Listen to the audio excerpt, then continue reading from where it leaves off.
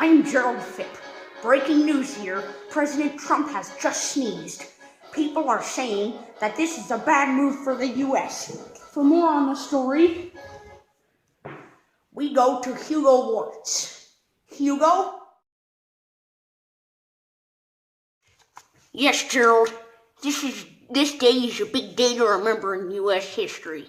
Here are some flaming biased opinions on what took place today from people in the community. Yeah, I just think that President Trump is I just don't like him because, well, I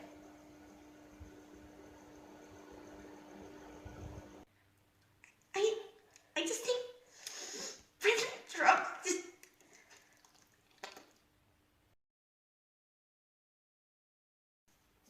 Well, as you see, today, there are a lot of just testimonies that are very opinionated, and that's a good thing because this is America, and you can be flaming opinionated, and no one will care, except for like everybody will care. Yeah. So that's the end of this news report.